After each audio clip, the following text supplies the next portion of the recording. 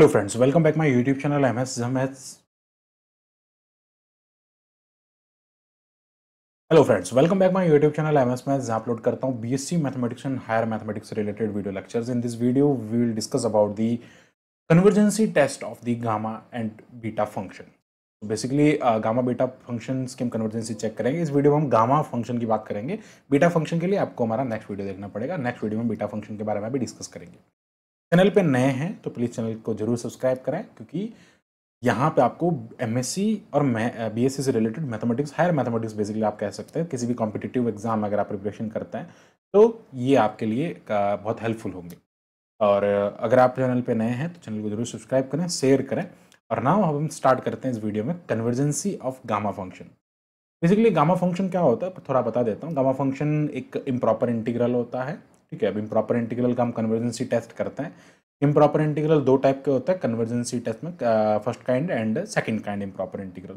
And एक mix kind improper भी होता है जिसमें दोनों टाइप की इम्प्रॉपर के जो प्रॉपर्टीज है वो होती है. हम यहाँ पे गामा फंक्शंस को जो है वो चेक करेंगे उन कंडीशन से, और मेनली हम यहाँ पे यूज करने वाले हैं म्यू टेस्ट का. तो बेसिकली गामा की जो कन्वर्जेंसी है उसके बारे में बात करते हैं. तो सबसे पहले हम बात करेंगे कि जो गामा फंक्शन जो है हमारे पास में, that is gamma function gamma n is equals to 0 to infinite e to the power minus x x to the power n minus 1 dx. It is a gamma function. और हमें कन्वर्जेंसी check करनी है. तो कन्वर्जेंसी चेक करनी है तो सबसे पहले देखना होगा कि ये कहाँ कहाँ पे जो है यहाँ पे कहाँ पे किस किस वैल्यूज पे ये फंक्शन जो है वो डिफाइन नहीं हो सकता है. ऐसी हमको वैल्यूज निकालनी पड़ेगी और हम उसके आधार पे इसके केसेस को डिस्कस करेंगे. तो बेसिकली सबसे पहले तो आपको बता दूं कि ये एक फर्स्ट काइंड का इम्प्रॉपर इंटीग्रल होता है. ठीक है, फर्स्ट काइंड का इम्प्रॉपर इंटीग्रल जो होता है, first kind improper integral is says that if 0 to infinite अगर आपका कोई फंक्शन होता है, या फिर one of the limit infinite होनी चाहिए. 0 टू इनफाइनाइट कोई फंक्शन आपके पास में है, ठीक है, या ए टू इनफाइनाइट कह सकता है, this is also first kind. उसके अंदर अगर आपका फंक्शन dx उस पॉइंट पे, मान लीजिए ए पॉइंट पे आपका फंक्शन जो है वो यहाँ पे अनबाउंडेड हो गया, उस पर वहाँ पे फंक्शन डिफाइन नहीं है, तो ये फर्स्ट काइंड इम्प्रॉपर इंटीग्रल हो जाएगा. तो अब बात करते हैं इसमें केस नंबर 1 के बारे में. सबसे पहले केस नंबर 1 यहाँ पर अगर आप देखेंगे तो फर्स्ट हम क्या ले रहे हैं, देखो यहाँ पे n पे फंक्शन पूरा डिपेंड करेगा. क्योंकि मैं अगर fx की यहाँ पे बात करता हूँ तो fx is nothing but e to the power minus x x to the power minus 1. देखो ये चीज क्या बन जाएगी, 1 x power n minus 1 upon e to the power x. मैं इसको ऐसे लिख सकता हूँ. अब यहाँ से अगर मैं बात करता हूँ सिंपल चीज कि अगर मैं यहाँ से इसको ऐसा लिखता हूँ ना x, अब यहाँ पे केसेस क्या हो जाएंगे, n माइनस 1 पे ये पूरी चीज डिफाइन होगी. अगर ये n माइनस 1 0 से बड़ा रहता है तो ये फंक्शन ऐसा ही रहेगा. अगर n माइनस 1 0 से छोटा हो जाता है, अगर ये चीज 0 से छोटी या 0 के इक्वल हो जाती है तो क्या होगा, अगर ये चीज 0 से छोटी हो जाती है तो 1 upon e to the power x and x power n minus 1, ये चीज नीचे आ जाएगी क्योंकि ये नेगेटिव हो जाएगा. तो basically totally things are dependent on the n. हम किस पे एनालिसिस करेंगे, यहाँ पे n पे एनालिसिस करेंगे ताकि हमें यहाँ पे इसकी कन्वर्जेंसी का पता चले. या अब क्यों कर रहे हैं n पे, उसका रीजन भी मैंने आपको बताया, क्योंकि फंक्शन में हर एक चीज जो है वो n पे डिपेंड कर रही है. ठीक है, चलो तो बात करते हैं. सबसे पहला हम यहाँ पे n का केस ले लेते हैं. जैसे n माइनस 1 लेस देन 0 ले लिया, या n माइनस 1 ग्रेटर देन 0 ले लेते हैं. n minus 1 greater than equal 0, it means I can take n equals n greater than equal 1. Okay, now अब हम बात करते हैं इसके लिए.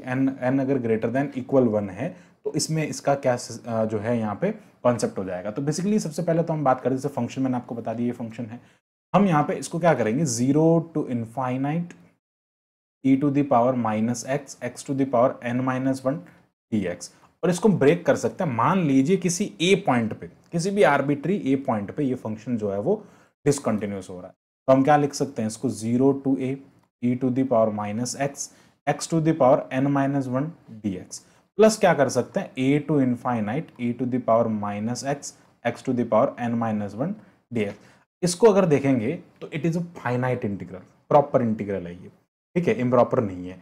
इसको अपन बाद में चेक करें. इस केस के लिए ऑलवेज यहाँ पे क्या होगा, एक जो है कन्वर्जेंट होगा. इस केस के लिए n ग्रेटर देन इक्वल 1 के लिए ऑलवेज ये क्या हो जाएगा, कन्वर्जेंट हो जाएगा. हमें चेक करना है इसको कि ये a to infinite that is a first kind integral, first kind improper integral. तो हमें इसके लिए चेक करना है. तो now will do analysis for a to infinite e to the power minus x x to the power n minus 1 dx. इसके लिए अगर मैं बात करता हूं तो हम यहाँ पे यूज करेंगे, this is the this is the first kind, आप लिख सकते हैं first kind improper integral. So by using the mu test of first kind, first kind का जो म्यू टेस्ट होता है उसको हम यहाँ पे यूज कर सकते हैं इसके अंदर. और फर्स्ट काइंड का जो म्यू टेस्ट होता है वो क्या कहता है? First kind mu test says that अगर आपके पास में कोई फंक्शन है ये इस टाइप का, ठीक है, इस टाइप का कोई फंक्शन है, तो उसमें क्या होता है, limit x tends to 0, sorry x tends to infinite, limit x tends to infinite x power mu f of x. अगर ये यहाँ पे फाइनाइटली एग्जिस्ट करे, फाइनाइट एग्जिस्टेंस इसका हो, and condition if mu is greater than equals 0, then ये convergent हो जाएगा, और म्यू लेस देन 1 हो जाएगा तो ये डाइवर्जेंट हो जाएगा. There are two conditions on first kind mu test. Okay, so this is our case number 1. Okay, case number 1 में ये चीजें हम यहाँ पे डिस्कस कर रहे हैं. नाउ हम बात कर रहे हैं यहाँ पे limit x tends to infinite x power mu. Function is that e to the power minus x to the power n minus 1. Now I can write limit x tends to infinite, that is x mu plus n minus 1 upon e to the power x. And if I am putting limit x here, so it will be the infinite by infinite form. Okay, e to the power infinite is also infinite by infinite form. Then हम क्या करेंगे, इसको 0 के equal put कर देते हैं. अगर हम इसको 0 के इक्वल पुट करते हैं, if mu plus n minus 1 equals 0, हमें तो ये कंडीशंस पता करनी है ना, तो हमने इसको 0 के इक्वल पुट किया तो ये पूरा टर्म क्या हो जाएगा, 1 x power, it means x power mu plus n minus 1 is becomes x power 0 and that is 1. तो न्यूमरेटर क्या हो गया, 1 हो गया. तो ये क्या बन जाएगा, limit x tends to infinite 1 upon e to the power x and 1 upon infinite something that 0 finitely exist कर रहा है. 0 is a finitely exist कर रहा है. And now thing is here, हमारे पास में क्या है, if mu plus n minus 1 equals 1, it means mu is equals to 1 minus n. It means mu is equals to 1 minus n. mu हमेशा n से छोटा है, डाइवर्जेंट आ रहा है. लेकिन अगर मैं यहाँ पे म्यू का वैल्यू 1 से बड़ा ले लेता हूँ, टेकिंग, अब देखो इस केस के अंदर क्या हो रहा है, n माइनस 1. यहाँ पे n पे थोड़ा गौर करें, n is greater than equal, n minus 1, n is greater than equal 1. n अगर यहाँ 1 हो गया, n is always greater than 1, it means ये ऑलवेज नेगेटिव होगा. अगर यहाँ पे क्या करता है, taking mu is greater then 1, और म्यू जब ग्रेटर देन 1 लेंगे तो पूरा इंटीग्रेशन क्या हो जाएगा, कन्वर्जेंट हो जाएगा. देखो यहाँ पे इस कंडीशन के थ्रू तो हमें डाइवर्जेंट मिल रहा है, इस कंडीशन के थ्रू डाइवर्जेंट मिल रहा है. लेकिन अगर हमने 1 रख दिया तो ये 0 हो जाएगा. म्यू 0 मीन्स अगर म्यू 0 रख देंगे और ये 0 तो वही x power 0, same thing is that, यहाँ पे फाइनाइट वैल्यू आएगी. टेकिंग दिस दी इंटीग्रल, ये जो आपको मिल रहा है is convergent.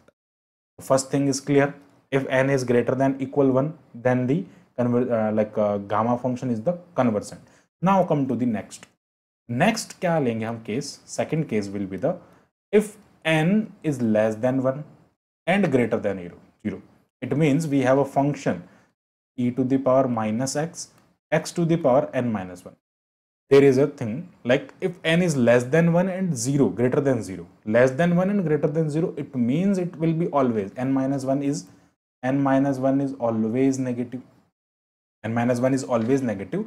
Then f of x will be the e to the power minus x upon that is the x, like something I can write m, that is 0 and x power m.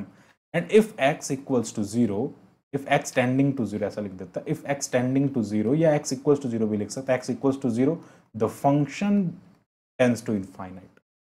Okay, x 0, then function tends to infinite because e to the power 0 is 1 upon 0 something like infinite. Function tends to infinite. So it is a divergent form. So we have to check about like this, like 0 to infinite e to the power minus x to the power n minus 1 dx. हम इसको break कर देंगे, वही 0 to a e to the power minus x to the power n minus 1 dx plus a to the power infinite a to the power minus x x power n minus 1 dx. Now thing is clear, इसको हमने test किया था for n minus one is less then sorry n minus one greater than zero के लिए, n minus one greater than zero के लिए हमने इसको चेक किया था तो ये कन्वर्जेंट है, लेकिन लेस देन वन के लिए क्या होगा, डाइवर्जेंट हो जाएगा. सो it is clearly divergent by case number one, क्योंकि ये जस्ट ऑपोजिट हो रहा है ना. यहाँ पर हम क्या कह रहे हैं, जब n minus one greater than zero, समझने की कोशिश करना, n minus one greater than zero है, इन दैट केस ये आपको कन्वर्जेंट मिल रहा है. अब यहाँ पे चीज क्या है, n minus one is less than zero, n minus one is less than zero, it means that is opposite, ये डाइवर्जेंट हो जाएगा. Okay, now we have to check about like this, what is this and second kind integration. ये क्या हो जाएगा, 0 to a e to the power minus x x to the power n minus 1 dx. It is a second kind improper integral. It is a second kind improper integral. How? अगर आपके पास में limit finite होती है और function उस finite limit पे unbounded हो जाता है, 0 to a पे आपका फंक्शन अनबाउंडेड है, तो ये क्या फंक्शन अनबाउंडेड कैसे है वो मैंने आपको बताया. यहाँ पे फंक्शन अनबाउंडेड कैसे है, अगर x जीरो हो गया n minus one less than zero होने की वजह से. ओके, नाउ अब हम क्या करते हैं, इसको चेक करते हैं by using second kind. Second kind thing is that अगर आपका फंक्शन जीरो पे कन्वर्ट, क्या कैसे कहाँ पे हो रहा है, अगर मैं x की बात करता हूँ, x इक्वल जीरो पे हो रहा है ना, x की लिमिट अगर हम ये रख देंगे तो जीरो पे हो रहा है ना, तो x इक्वल जीरो पे ये अनबाउंडेड फंक्शन है. तो जैसे अगर आपके पास में a टू b में अगर a पे आपका फंक्शन अनबाउंडेड होता है, तो यहाँ पे ये होता है limit x tends to a plus zero, zero के प्लस में चलेंगे जब लोअर लिमिट पे अनबाउंडेड होता है तो. और यहाँ पे आता है x minus A power mu F of x. ये क्या होना चाहिए, नॉन जीरो होना चाहिए. It will be the non zero finite value, और condition says that mu is always in between 0 to 1, not equal to 0 and not equal to 1. ठीक है, ये इसकी कंडीशन होती है. अब यहाँ पे क्या करना है, जब हम बात कर रहे हैं इसकी, तो अब यहाँ पे क्या हो जाएगा, देखो ये हम यहाँ पुट कर देंगे तो ये लिमिट आ जाएगी आपके पास में. ये फार्मूला मैंने आपको बताया in general, x to the power a is zero. यहाँ पे a क्या है, like a like this lower limit, यहाँ पे a ले रहा हूँ एग्जाम्पल, ठीक है, लोअर लिमिट इज जीरो, तो x टेंड्स टू जीरो, तो x minus zero mu and e to the power minus x to the power n minus one. So यहाँ से ये हो जाएगा limit x tending to zero and it will be the x to the power mu plus n minus one upon e to the power x. Similar thing, अब x अगर मैं zero रख दूंगा तो ये वन हो जाएगा, बट ऊपर रख देंगे तो जीरो अपॉन वन, जीरो आ रहा है, लेकिन हम तो कह रहे हैं नॉन जीरो फाइनाइट होना चाहिए. तो हम एक काम और कर सकते हैं, हमें तो कंपेयर करना, तो क्या कर लेंगे, यहाँ से mu plus n minus one को हम जीरो ले लेंगे. So mu is equals to one minus n, and जब ऐसा करेंगे तो वही हो जाएगा x power zero is one and it will be the one upon e to the power zero and one. So it is a finite and non zero value. It is a finite and non-zero value. Then we can apply this condition here. अब हम यहाँ पे बात करते हैं mu plus n minus one equals zero, तो mu equals one minus n. Now thing is here n is less than one greater than zero. ये हमने केस कंसिडर कर रखा है यहाँ पे, ठीक है, this is the case, this is the case we have taken. Now अगर हम इस केस के रेस्पेक्ट में बात करते हैं, इस केस के रेस्पेक्ट में हमारे पास में n वन से छोटा है, वन में से कुछ लेस हो रहा है, वन से छोटी चीज वन में से लेस हो रही है, तो ये ऑलवेज इसके बीच में होगा. जीरो से छोटा, नेगेटिव नहीं है, नेगेटिव नहीं है इसका मतलब क्या है, म्यू वन से ग्रेटर देन भी नहीं हो सकता. नेगेटिव नहीं है, इट मीन्स न्यू वन से mu can't be greater than. Okay, now thing is clear, one minus n, तो ये कंडीशन फॉलो कर जाएगा. It means it is a convergent. But देखो अब हम बात करते हैं यहाँ पे, कन्वर्जेंट तो है, तो ये वाला क्या आ गया, कन्वर्जेंट. एक कन्वर्जेंट एक डाइवर्जेंट, दोनों thing clear, convergent divergent, totally क्या हो जाएगा, डाइवर्जेंट. ठीक है, टोटल थिंग इज दैट ये पूरा डाइवर्जेंट हो जाएगा. नाउ अब हम यहाँ पे एक केस ले सकते हैं, next case, next third case, if n is less than equal zero. अभी हमने n जीरो और वन के बीच में लिया था, अब n लेस देन जीरो की बात करेंगे. लेस देन जीरो होगा उस केस में सेम चीज यहाँ पे क्या होगी, आपका function f of x is equals to e to the power minus x to the power n minus one. Again it will be a negative thing, n is less than 0. So it will be e to the power minus x, x upon something like m, and m is less than 0. Okay, and at x tending to 0, f of x is also like again infinite.